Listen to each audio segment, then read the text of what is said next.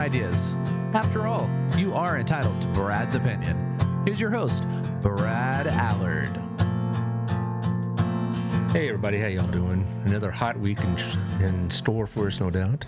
The week of the 4th, we have Elizabeth Becker from Crowley House of Hope, and we're going to talk about their summer plans, this raffle they have coming up. How you doing, Taylor? It is a great time to be alive. A great time. I almost knocked my earbuds here off. Oh. A great time to be alive, yeah. So we're going to have a kind of a unusual schedule this week. Tomorrow morning at 9, I have Kay Goodell with the Railroaders, and I'm going to ask her to sing the national anthem. You know, she doesn't know that yet. When pigs fly, will she sing the national anthem on our show? I will see. We'll see. And then we're having the 4th to be at the parade. I've been honored to be riding with the American Legion. Sandy Mason asked me to join him, and I thought, well, that's very kind. I'm not a veteran, but my dad and my uncles and my grandfather, and I had on one side, and I had several on the other side, so I'm going on their behalf. I'm going to take my dad's picture, so it'll be like he was there. And then, so Friday, Brandon Crisp and I are going to talk about, what does the younger generation think about all what they're seeing in the national scene? Talk about that, quote, debate, unquote, from last Thursday. But no politics. No. Not with House of Hope. Not with House of Hope. No, okay, so... Okay, let's talk about the sponsors, though. They don't care about politics either. Nobody cares but me. All right, anyway, Our Place, I was just there. I just came from there. I met one of my B&I friends there, Jack Matson, whom has been on this show with Toys for Tots. He also is with Legal Shield, and we were talking and had a great breakfast, as always, and it was a great deal. Also, Gina's Pizza is always a great deal. So thank you, Otto. I'll be there tomorrow. In fact, I'm meeting somebody else for a potential spot on the show, and it's going to be lots of fun. So thank you, Otto. It's a good place to do business. Same with Wild Cigar, another good place to do business. Get you a smoke, get you a drink. You might see Elizabeth there, with this big old stogie. I don't know. You might, yeah. Good luck. Well, it's honest. I joke with the female guests about it, but I've walked in there several times, and there's women smoking cigars. I know Kay does. They like cigars. And I'm like, okay, good for them. Wild Cigar and Culture. Over at the Standard. They got lots going on this summer. A lot of cigar vendors are coming in for weekend sponsorships and stuff like that, so give a look on their Facebook page. Also, thank you to Southern Gym. They have a big deal coming up on the 13th and 14th. Yale hasn't finalized the details, so I'm not going to speculate, but there will be discounts given on a lot of their inventory. It's their 1-year anniversary in that building. And so they're going to have some special deals going on. It's always a great place. They almost always have some sort of special deal going on. Gayla really likes to entertain. Mm-hmm. And, that's why Southern Gym, you emphasize that. But it's got a lot of other services besides inventory, repairs, cleanings, all the above. Also, thank you to Two Maids, Brenda Ramirez, twomaidscleaning.com/Burleson, or 817-764-0733 will get you a hold of Brenda. And can hook you up with whatever plan you want, weekly, bi-weekly, deep clean, whatever, commercial, or your apartment or apartment complex or your home, whatever you want. They can arrange whatever, and you pay them based on what rating you give them. So thank you, Brenda. Thank you also to my friend John Williams at Old Pro. He's going to come by this week and inspect my roof, because I do that on a monthly basis. Why? Because I don't want find out my roof needs repair in the middle of a storm, if I ever have one again. Summertime, well, it's going to be a while. It'll be a while. Yeah, so this is a good time to do it. Yeah. So 817-734-2756, have him climb on your roof and look at it. It won't cost you anything. And he'll tell you you're good to go or that you need some repairs or whatnot. And he's very good at dealing with the insurance companies. Some are better than others. I had an experience dealing with Texas Farm Bureau that went very, very smoothly. But he'll tell me that that's not always the case with everybody. But Farm Bureau did me just fine. Also, thank you to Jeff Kelly. He was on last week talking about real estate. He's with the Weathington Agency here in town. And you can call him at 817-781-0546 or Jeff at jeffkellyrealty.com. He's got some homes for you to look at, so he's got some clients. It was a very interesting conversation, because the real estate market's been very volatile with the rate issues and also with inflation and all this and the values and whatnot, and he can help you through all that. And also, my friend Candy can help you with the mortgage over at Camco. So that's a nice little 2-for-1 if you hook up with these people. So there you go. All right. So how's it been going at the House Hope? I know it's been hotter than a hoot out, but are you? Has. Yeah, but you're now, you're dealing with it, I guess. Is the heat changing how the volume of business is you're all dealing with? No, and in fact, we pulled numbers earlier today, and we are holding steady at that 900 and families or so. That's a bunch, though. It's a bunch. Yeah. Probably, I think it was about 3,600 individuals in those 900 families. So if anything, the heat probably doesn't affect the numbers of people. It does cause us to take pause and think about, are we closing doors or keeping doors standing open? Right, we're trying to mind our pennies as well at Crowley House of Hope, and so making sure we're treating our facilities as best we can so we can endure the heat this summer. But yeah, it's been busy, and of course children are out of school, and that always changes the sort of the landscape of what we do. So we see a lot more children in our buildings, and therefore that requires us to make some adjustments, and which we're happy to do. We don't, moms sitting with lots of children waiting for in a long line is never a good thing. So we try to keep them occupied. Right. So we actually will kind of start a new sort of workflow process next week that helps folks kind of not have to wait so long, hopefully. Do you provide financial assistance sometimes? We do. Okay. We do. When Jennifer, our friend over at Harvest House, says that quite often in the summer, one thing they have to deal with is higher utility bills. Is that coming your way or have come your way? Absolutely. Yeah. Not as a building. I'm talking about your clients. Yes, for clients. Right. Yes, absolutely. Especially older folks who are on fixed incomes. They really need bills to stay within a certain range. But the summer bills tend to be out of whack. I mean, even, my own electricity bill jumped $75, and it really wasn't too bad in June. So so we're all sort of buckling up and getting ready for that ride. But yes, we do see a higher than normal sort of request for electricity assistance this time of year. Oh, I'm on the co-op out in the country, and so they kind of moderate the bills some. But I'm really going to be afraid what happens by next bill, because I've been telling my vast listening audience all about my travails of remodeling at the house, and so a lot of workmen coming in and out of the door, or they needed the door open a lot, and so I'm thinking I'm cooling off half of Johnson County like my dad used to complain about.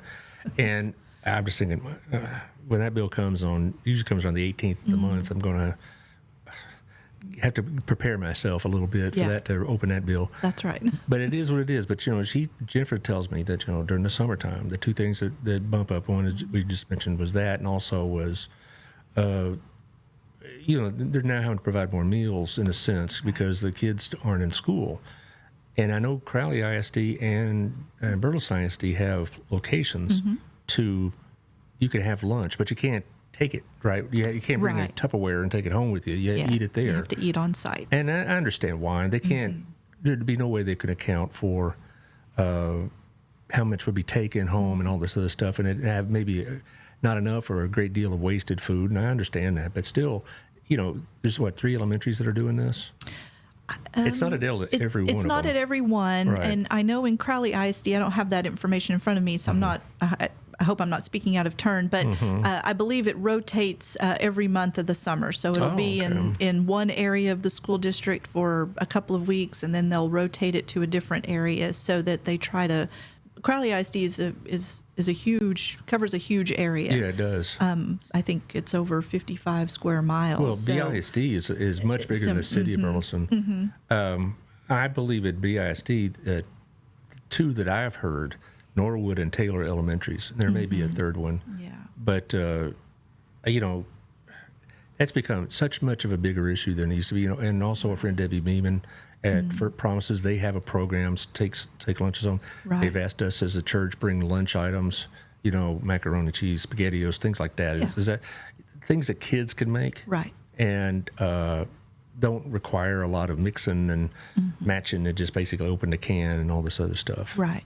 So, is that what y'all need too? Right. We do that, and in fact we had a great donation from Hughley Hospital earlier this summer. Today, we had about 20 volunteers from Powerhouse, and they came down. And one of the things they did for us this morning was package those items up. So when we reopen our doors next week, we'll give those out in July. Oh, are you closed this week? We are closed this week, right? Okay.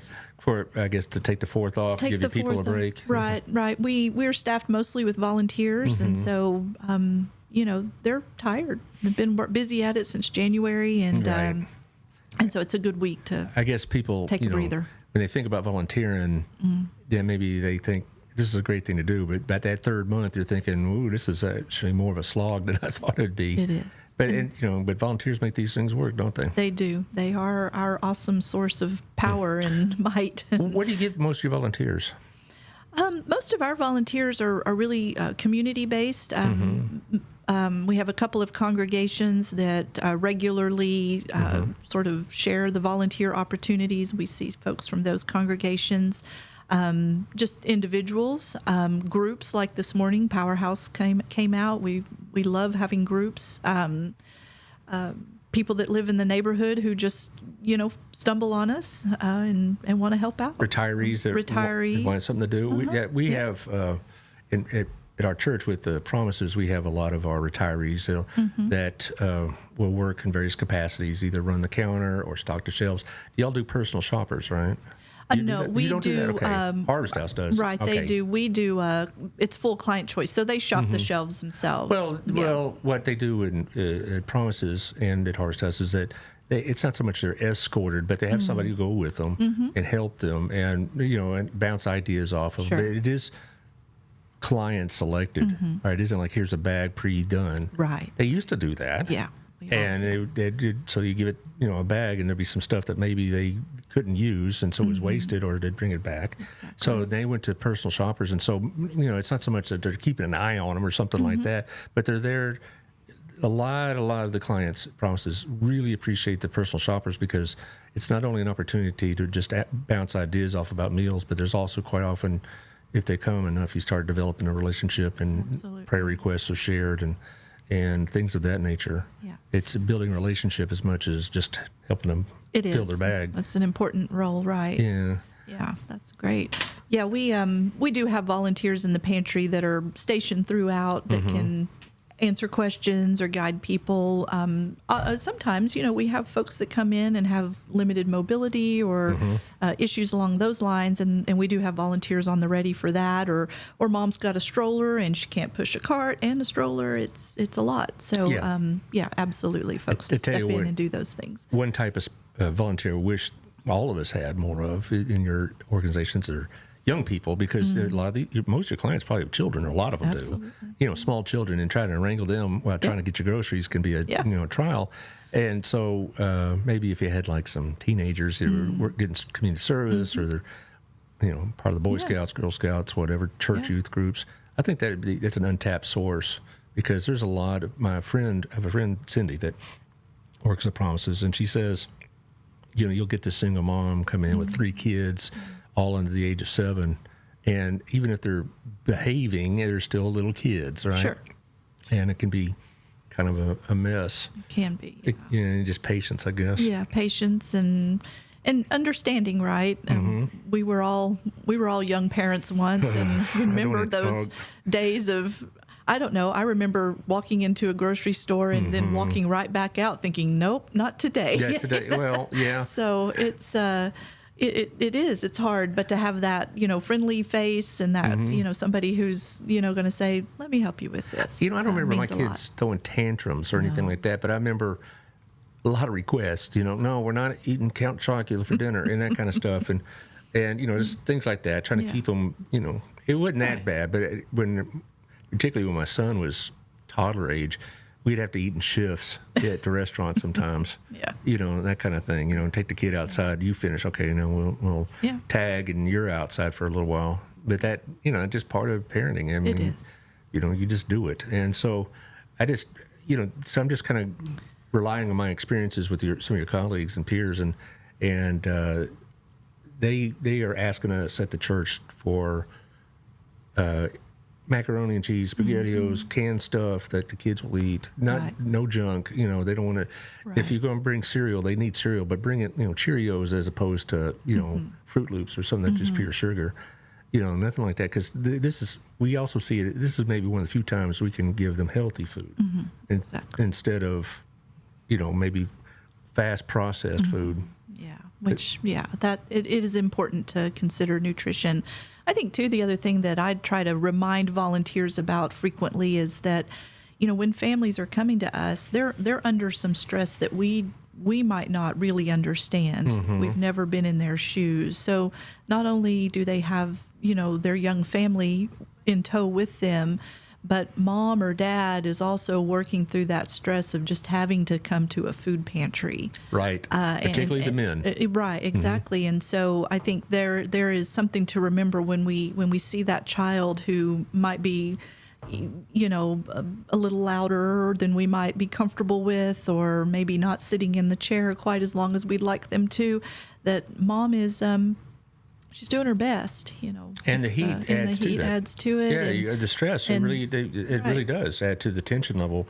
I read that in the paper last week. Is that one of the side effects of this high heat is irritability and short patience and things of that nature. So it's important for us to check ourselves and make sure we're in the right place. But it's also important that we are understanding how somebody who's with us might be having a more stressful day than they would otherwise. Yeah. So give them some toys or whatever. That's right. Yeah, but as far as your clinic, does the heat bring in more patients now, or is it really hasn't noticed any impact? No, the clinic is one of those things. Because we rely on our patients to reach out to us when they need us, right?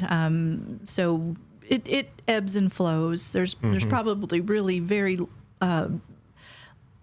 no way to really predict. Obviously, sometimes in the winter months, we do see a spike because people, suffer those, upper respiratory challenges. But right now, it's people coming in for their regular annual physicals and adult checkups, those routine maintenance things, which is important. We're glad people are accessing that. We do. Not to sound like some flaming liberal, but we do need overall our health provision services here because going to the doctor for everything, because that's a requirement. It not only is time consuming and a lot of people can't do it, but it costs money. I have a biannual checkup. It lasts 5 minutes. And you're okay. Where's the money? And he's a good doctor. I'm not trying to criticize him, but that's the system. I think how much better would we be if we had a means so we can take care of these routine things without having to go appointments and doctors and all this other stuff. And here's another example. This is a personal example. I was out Saturday and I forgot my insulin. In most countries, I'd say, "Oh, geez, I just got to step over here to the pharmacy and get an insulin pen." Yeah. Not here. And generics in insulin are non-existent because they keep tinkering with the formula just enough to keep the patent alive.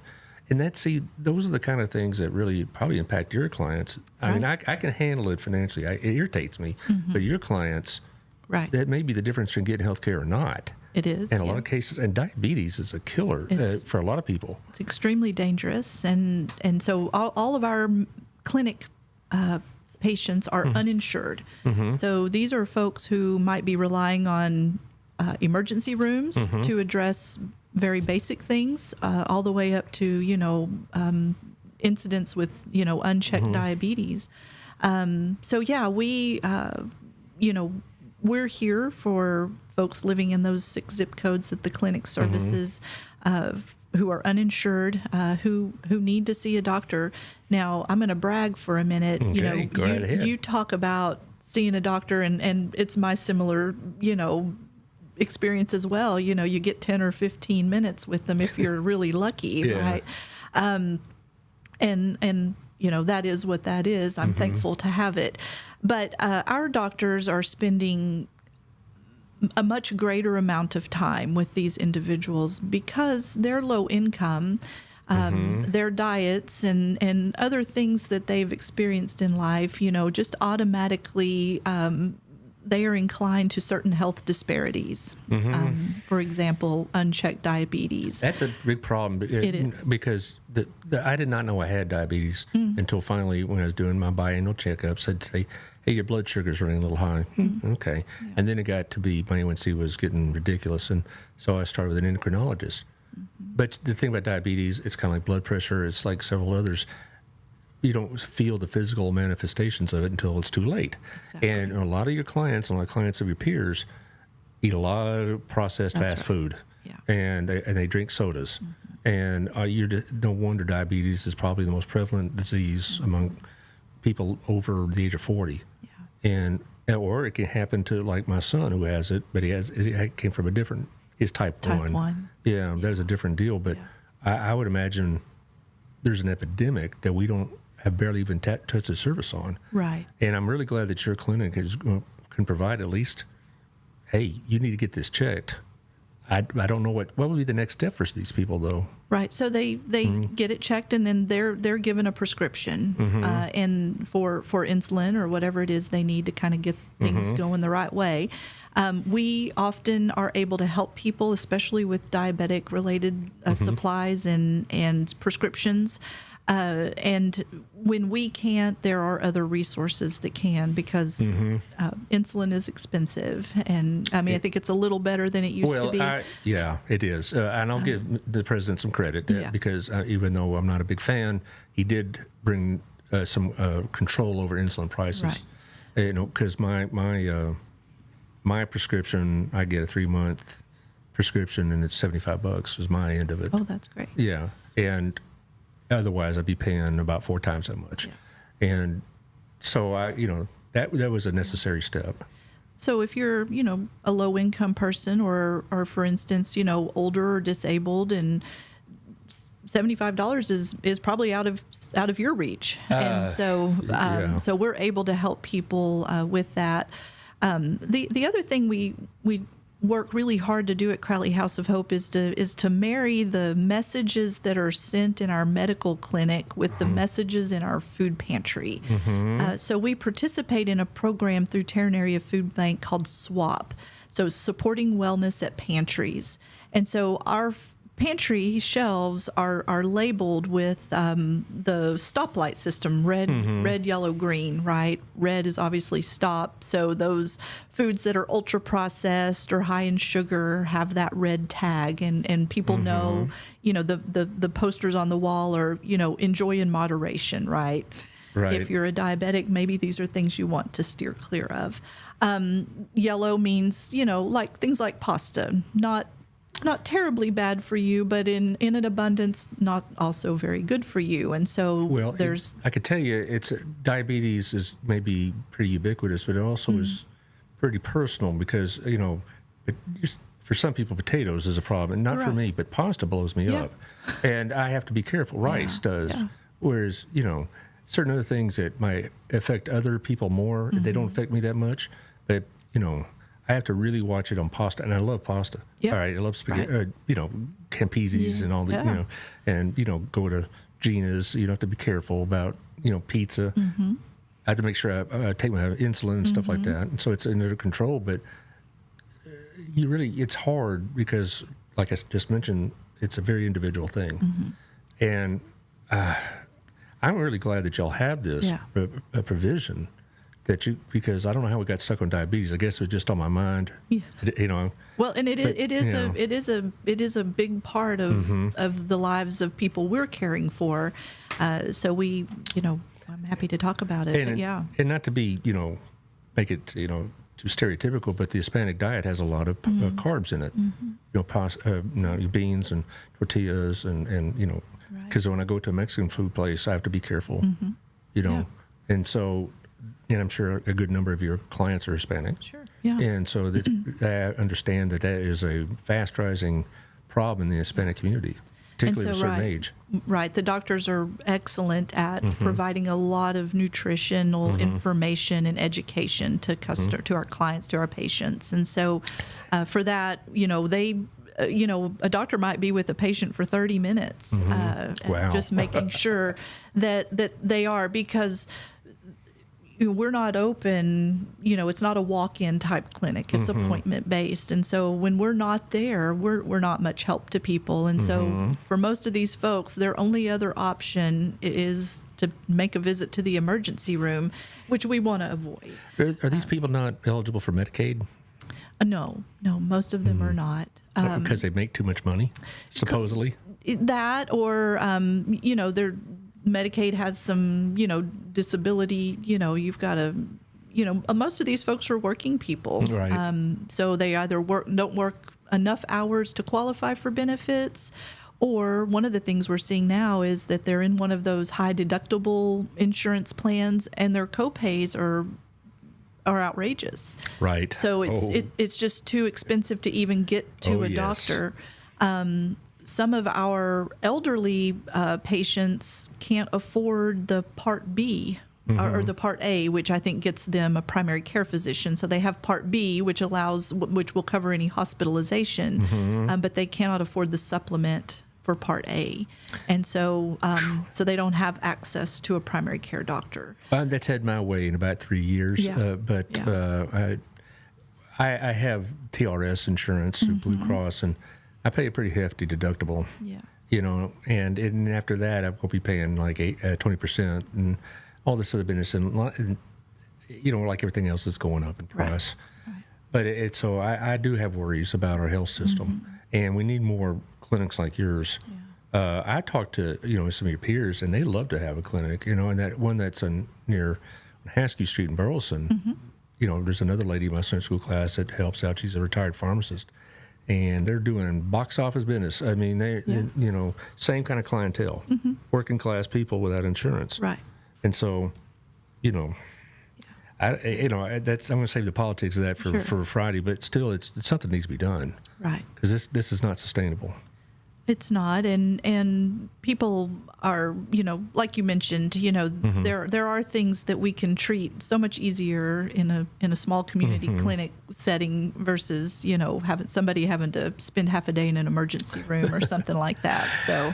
Well, it's about working smarter, not harder, right? Yeah, something like that. Yeah. And I try not to be too critical of doctors, but I don't like to go to them. Not because I go there, I check in, I sit there for half an hour. I said, come on back. We're going to check your blood. And we're going to, weigh you and all this stuff. No, go sit in that office for a half an hour. Like, come on, guys, Yeah. And then they come in and say, hey, how you doing? Yeah. And I'm there 5 minutes. Yeah. But I guess one way, I guess it's a good thing because I'm not must be, a high priority patient in my endocrinologist because, our numbers are under control. Under control. Yeah. You're doing a good job. 6.4. Oh, that's good. Yeah, for a diabetic, that's pretty good. Now, I'm not going to get that every time, but that's okay. Yeah. Anyway, you brought us a video clip, didn't you? I did. We're gearing up for back to school. It's hard to here in Crowley. I think students return to the classroom on August 13th. It seems like it's getting earlier and earlier every year. Yeah. And so we're about 6 weeks away from the start of the school year, so we're busy getting ready for that, or helping students get ready. So I brought a video from last year. All right, Taylor, I think you have it ready to roll. 5 and 2, both boys. Today at Crowley House of Hope, we're distributing 250 backpacks to 83 families for children in need of this school year. Okay, so what did you need? Each backpack has great appropriate school supplies, along with gift cards for uniform assistance and vouchers for free haircuts this year.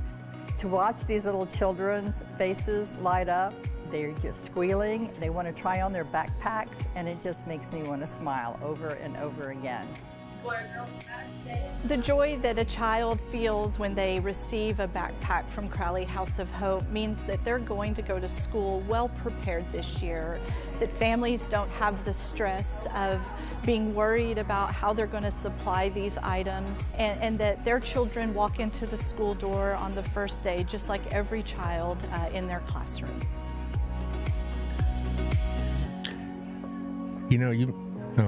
Interrupting the music here, but you made a good point right at the end.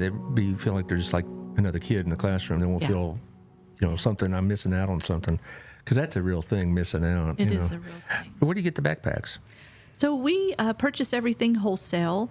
One of the things that we learned, several years ago is that, because we are serving families with multiple children, they're going to go home with 3 or 4 or 5 backpacks.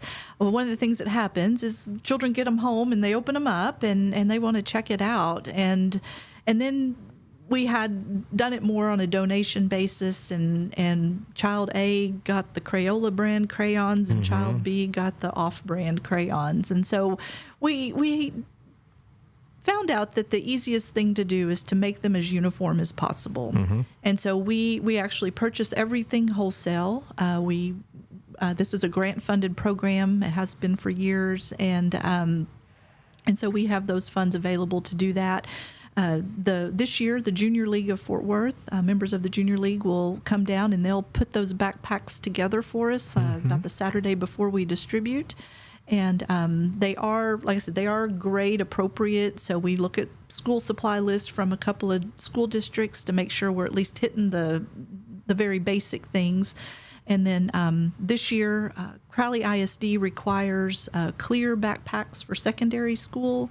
So we will be we'll be purchasing clear backpacks this year to meet that requirement. I was going to ask you about that because I saw they're brightly colored and boys and girls colors and all that stuff, pink, blue, red, whatever. But as far as clear backpacks, I thought that was the rules. Now I know it is at Everman. I don't know about BISD, but I wouldn't be surprised. Yeah, I'm not sure. Yeah, Crowley passed that last year. I think they had to come back in January of this school year with the clear backpack. I do remember, and there was some hair pulling about that because not everybody had the ability just to drop on by Target and get one, and also that sometimes some stores ran out, and it was. Sure. But I understand the need for that. But still, it's just one more thing. I remember when I was a kid, we get the list, and Mom would take us down to the Ben Franklin drugstore, or to Five and Dime or whatever. You could pick out your stuff. Or Gibson's. Yeah. I'm dating myself here, aren't I? Yeah. And it was always fun. I get the little compass that I used once, or the protractor that I'll use once, or the paste. The non-edible paste, and the and pencils, and we got the really cute little eraser. It's shaped like a whatever superhero, and it was like a big deal. It is a big deal. But I didn't realize, I'm a little kid. I didn't realize for me how fortunate I was to be in a position like that with my parents. They were able to do it, and we didn't have a lot of money. Yeah. Now, of course, everything's cotton picking expensive. It is, and I think the hard part is we forget that young children, while they might not be able to verbalize how it feels or what it is they're feeling exactly, as adults in this world, we know anytime you feel different, especially in that setting, right, that you're aware of that. I remember in 3rd grade, everybody comparing lunch boxes. Oh man, you got the superhero one. I got, this goofy little thing, with. My lunchbox was from a TV show at the time, Gentle Ben. Okay, I've never heard of you never heard of it? It's about a boy and a bear, and it's like, wow, this is so lame. You got Batman, that kind of thing, So I know, and kids are like that, but that is. Yeah. But I know that at the Harvest House, they used to do the little red schoolhouse, but they basically got to the point, I was talking to Jennifer about this last week, that they got to be there was competing drives. And so rather than asking a lot of people to donate to all the various ones, let's just coordinate and put it into one. So it might be more efficient and more cost effective.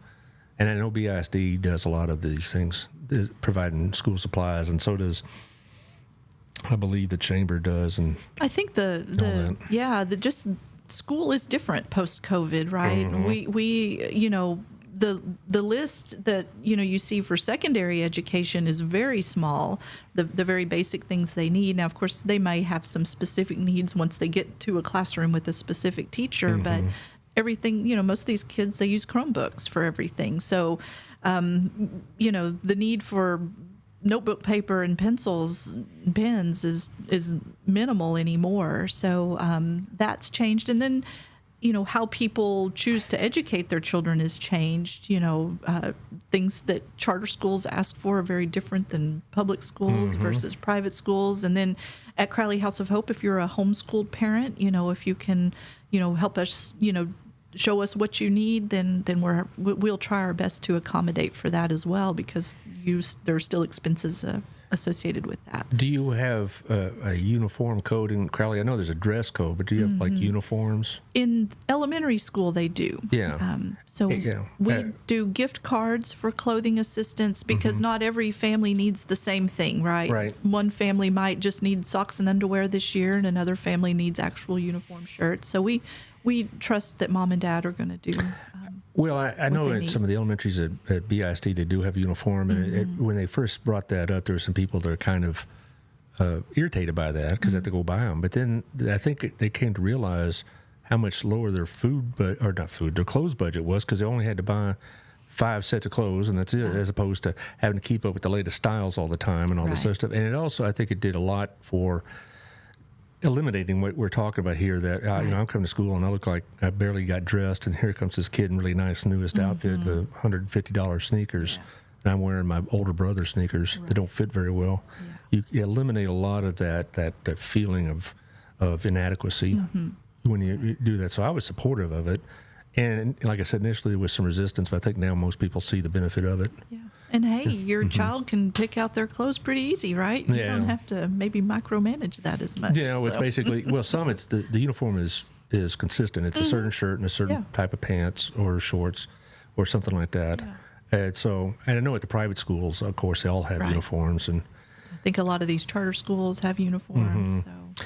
Well, that would be, interesting expense. And you'll probably get a lot of that in August. Do you get a lot more of your business in August for this kind of thing? Right. So we have completed our registration process for Back to School 2024, so we're now in the purchasing and putting together phase of the program. We'll distribute the first Saturday of August, and of course that's for registered families only.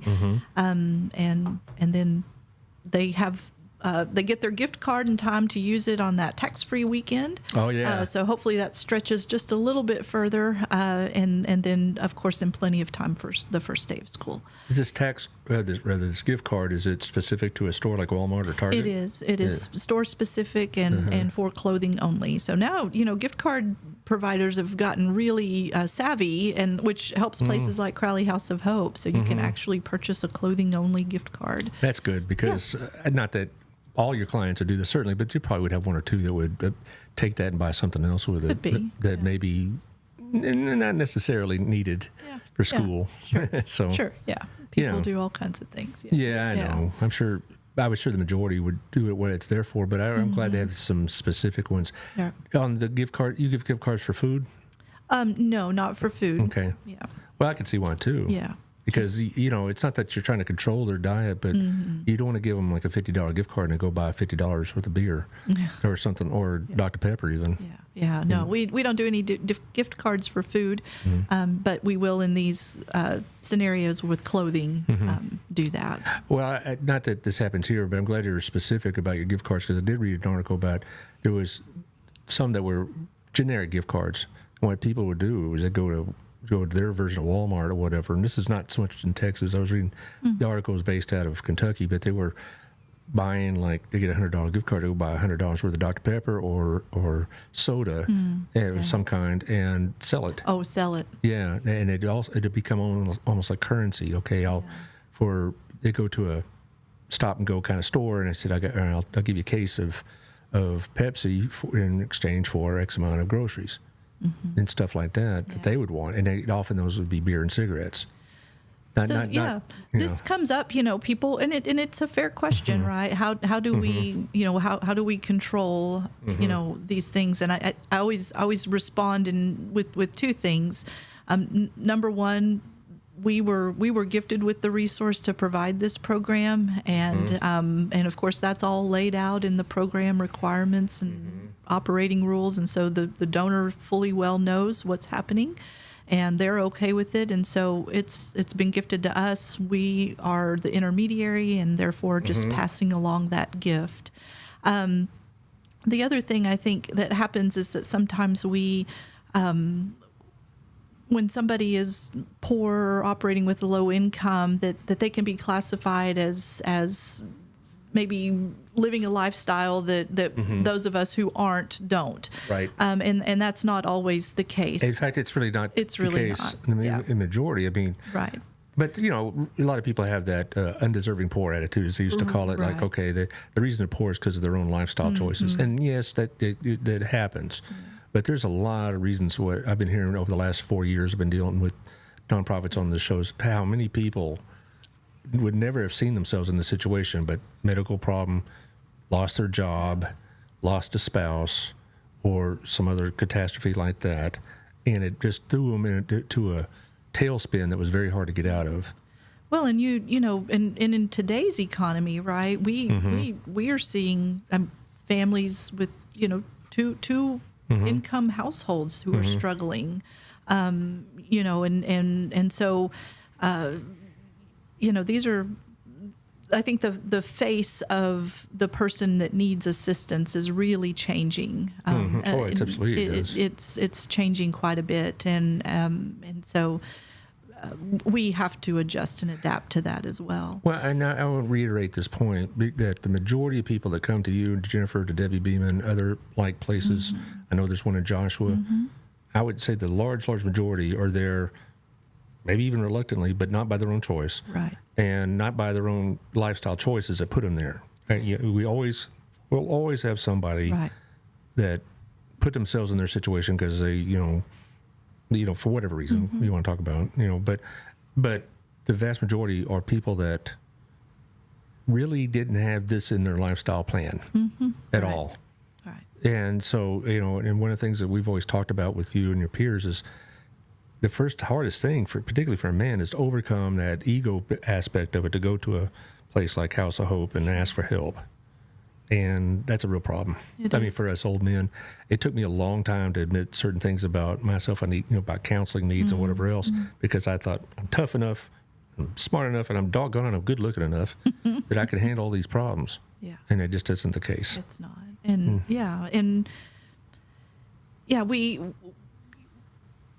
we want to be a place of grace and hope and so and mercy and no judgment, and just like, you know, our community partners, you know, next door in Burleson and behind us here in Fort Worth, you know, there's good people doing good work, and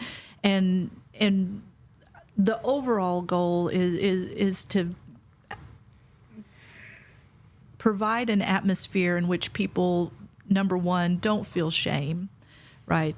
But for the grace of God, it could be me or you or anybody else tomorrow. Exactly. Or the next day. And so I want there to be a place of grace and mercy if I'm in that position. And so I work really hard to make sure that's what we have at Crowley House of Hope. And so I trust these families. Most of these folks are 99.9% of them are great people trying their hardest, and they've stumbled across some situation. You know, domestic violence comes to mind. Yes. We see that frequently. Women who are thrust into single parenthood, and you know, for nothing that they did. Right. They didn't cause that, but here they are. And so I think we just have to, I think, trust that, you know, the folks at Harvest House, the folks at Crowley House of Hope, the folks at Promises are doing our level best to make sure that we are serving people well, and that they are, you know, meeting whatever criteria is required in order to receive those assistance dollars or products. So. Taylor, you still have that victims assistance poster in your bullpen. I'd like to show you something that Burleson has. There it is. You've seen this, right? Yes, I have. Does Crowley have something like this? I haven't seen anything like this in Crowley. Yeah, that's one of our best things. Colin Gregory over at the police station, Burleson Police Community Resource Officer, brought this to us about 4 weeks ago, and he'll be on the show in about a month. He's going to be on vacation on and off in July, and I wondered if Crowley had this, because basically what the victim assistance program is, for those who, this may be the first time you see the poster, if you have some of these needs, and it doesn't necessarily mean like a situation like domestic abuse. Right. You know, if you're just, I don't know where to go get groceries, you know, for my family, or I can't afford a doctor. Where can I go? You can call or hit that QR code and find it out. But also, if you're having a situation of violence or you're living in it, you may be in a situation where it's an ongoing thing. You could, find a way to where can I go for assistance and resources and security. And on the more serious cases, the police will get involved. Yeah. Stephanie Beard runs this, and most of the time, they're not 9/11 style calls, but sometimes they are. Sure. And I just wondered if that would be something Crowley PD can think about instead of giving me a ticket, dadgummit, like they did. I'm still mad 9 months ago. Oh, dear. Yeah. So Be careful here in Crowley. Yeah, no kidding. But I contributed $180 to it, so I want to see some return on my investment. But that's a really good program. It is good. That's good work. Yeah, and I just wonder if Crowley has. I don't know if it's just because I'm not a resident of Crowley, but I know Burleson in the last few years has really, really come together on these type of services, both in the public and in the nonprofit sphere. Is Crowley like that? Well, so Crowley House is it. We're it. So they are very supportive of our programs and services here. We they host several things a year. Through their events and whatnot that have some component of support for Crowley House of Hope, which we are forever grateful. They're huge help in sharing our information and our services on their social media, so they provide a lot of additional communication there. But yeah, Crowley's a great little small town, and how much smaller is Crowley than Burleson? I mean, we're growing really, really fast, as are y'all, but I think we're growing even faster. Yeah, well, Crowley, I believe, is something in the area of just 7 square miles, so they're not going to get. They'll get some. There'll be some new homes. They're going up down here. The Caris development. It's very nice. It is very nice. Those new folks or new homes going in over there. I don't know how much more. There's a large building in that Caris development that I still don't know what it is. It's not a school. There's a school in there. Well, that's not a school. That's not a school. It can be a school. It's the biggest elementary school I've ever seen. I wonder if it's something like from Texas Health. Big time, Crowley, Texas. Yeah. But, I mentioned before how many times on the other shows how much I sit here and see all these things coordinate together, work together. So they reference each other. I had Next Step on last Thursday, and they talk about when they get a situation like, okay, this is not just a girl with a pregnancy issue, but also she needs, financial assistance, and they know where to send them. Right. And so, speaking of which, I hope you have the 19th of September on your schedule. I know what that day is. Yes. Well, do you know what we do on that day here? Oh, that's right. You have the nonprofits on. Yeah, the nonprofits, which I assume we like a piece. I would like it. Yeah, that'd be great. Yeah, because I'm going to have a couple of new people. Besides the usual ones, there's also that horse therapy, equine therapy group, Wings of Hope. Yeah. They'll be joining us this year, and I think the American Legion will, because they do a lot of charitable stuff. They do. And so I just think, wow, you got so many organizations in this little town that are really, putting out so many services. And, it's like the need is still growing, because of the way the world is. Right. Y'all dealing with homeless issues more? We do see it from time to time. Homelessness is one of those sort of under the table things, right? It's not until somebody's really just hit rock bottom that you tend to see them come out for and asking for help. But yes, we do. We do some food and clothing assistance for men and women and families who may find themselves in that situation. We also, Crowley's in Tarrant County. For the vast majority of Crowley is in Tarrant County. And so we have access to resources, up into Fort Worth that can really be helpful. And so when people are ready to take that next step, sometimes it's about arranging transportation to get them there, but they can, access, sheltering and, housing programs that might be able to help them get off the streets. You're probably familiar with Lisa Schwartz and Crazy Eights, and they're, absolutely. And like all these others, they were on the show about 2 weeks ago. They're having, like all these others, financial strains. I mean, they're not going to go out of business. Right. But, it's like the need is growing and the budgets are limited. Yeah. And, Especially in Johnson County, they don't Yeah. have quite that sort of homeless infrastructure support No. like Tarrant County does. and we're seeing in so- our little town in Yeah. Burleson more and more people on the corners. Yeah. And and it's causing conflict and our internal conflict, if you will, because you want to help, but you don't know really what you're doing by giving them a couple of bucks. Are you enabling or are you helping them survive? We don't know. Sure.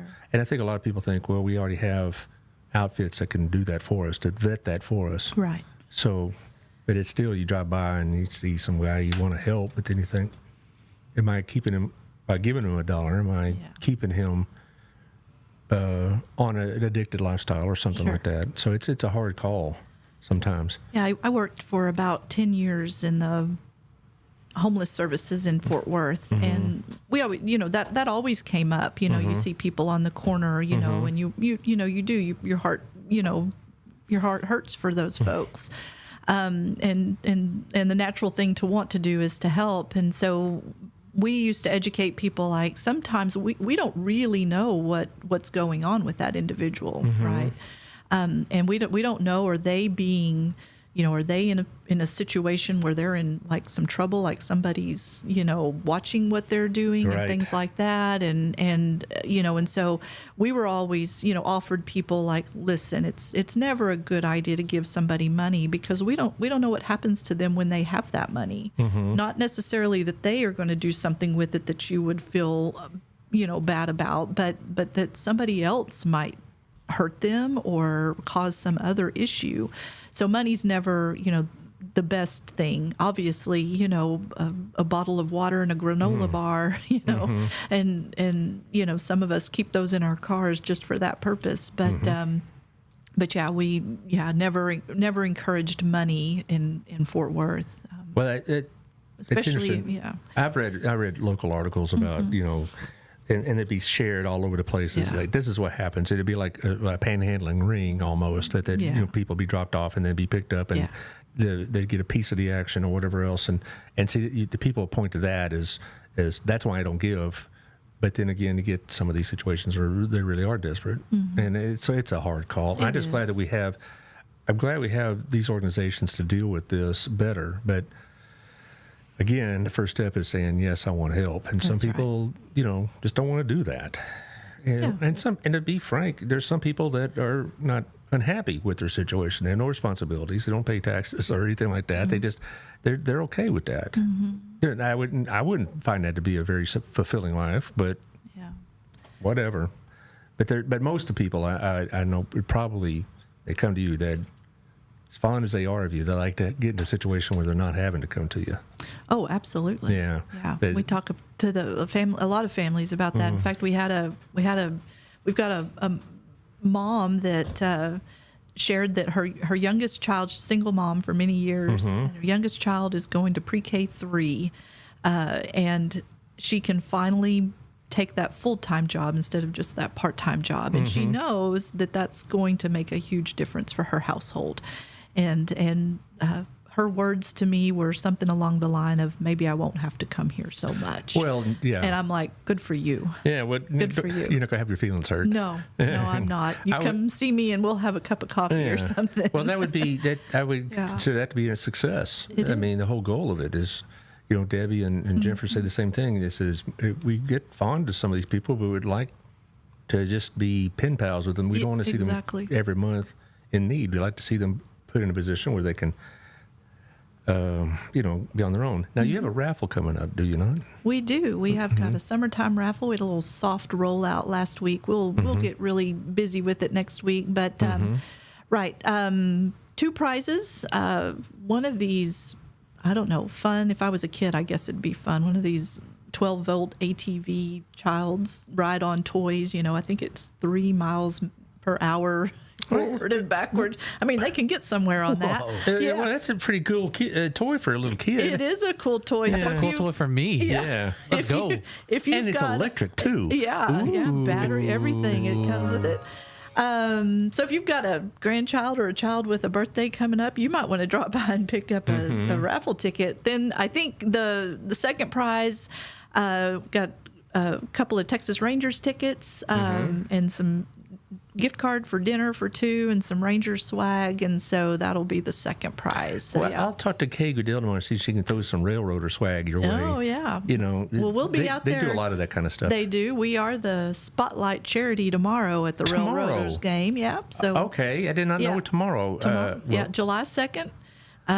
So if you are planning to go to the Railroaders tomorrow night and you haven't bought your ticket yet, hop on over to our website and use that link. Crowley House of Hope will receive $5 for every ticket purchased through that link. Do you have their schedule up, Taylor, for the Railroaders by any chance? Of course. Okay, Thursday, I know they had the big fireworks show on 4th of July, and it's Crazy 8 Spotlight Night. It is. And then the second biggest one is going to be the day after. Yeah. And I've heard their fireworks show is great. Also, the Wild West Night on Saturday with Pete Incaviglia, their manager. You remember Pete Incaviglia? I do. See, okay, there you go. See, that's old timers. Yeah. No, sorry. People who've been around more than a few days. Yeah, bing, bing. Anyway, Pete Incaviglia, of course, is an ex-Ranger and big-time hitter. And so that's going to be fun. And then on Sunday, they have the Spice Kids clubs, and they let the kids get on the field and run the bases and meet the players and meet the mascot and all this other business. So, but you're tomorrow night on the 2nd. Right. On July the 2nd. Yeah. We have a board member. She's throwing out the first pitch. I saw a Facebook post. She's been practicing. I hope so. We've been teasing Summer Garcia over at the next step with her throw. Here, see, can we do this again? Yeah, but anyway. I'm pretty sure it is harder than it looks. Well, we had her on Thursday, and we had that show. She's been a real good sport about that. She said, well, it's because I'm left-handed. So I'm left-handed. I can get it over the plate. You know. But anyway, I did not know it was tomorrow night. That's a good thing. Yeah. So go out there. It's a fun time. It is. It really is. It's very relaxing. It's not high stress. It's not like you take the little kids and you don't have to worry about them getting lost or in trouble. It's a great family atmosphere out there, and come join us. We'll be set up out there. Stop by and say hi. Grab some information if you want to learn more about Crowley House of Hope. Okay. Well, we're about done. So you finish us off here. All right. Well, I think I want to just thank you all for the opportunity to be here. And, it takes all of us working together in this community to make a difference. And so I'm glad to have, the chance to share more about this. I'm glad to work with my friends over at Harvest House and other places here locally that do similar types of work. But if you support any single one of us, you are doing a good thing. And just thank you. Well, thank you. I mean, because you're doing God's work and the very definition of it. And we all appreciate that. See you tomorrow at 9 o'clock, guys. I'll talk with Kay about the ball game and all this. And then on Friday, Brandon Crisp is going to hash over what's going on in the world in a very, nice, low-key conversation. Also, I hope to see you all at the 4th of July parade. I've been honored to ride with the American Legion. I'm going to take my dad's military photograph with me, so he could be part of it in a sense. And we're going to have a great week this week. So thank you. And before you leave, let's get you on the schedule for coming up soon. Sure thing. All righty. Thanks, Brad. Bye-bye, y'all.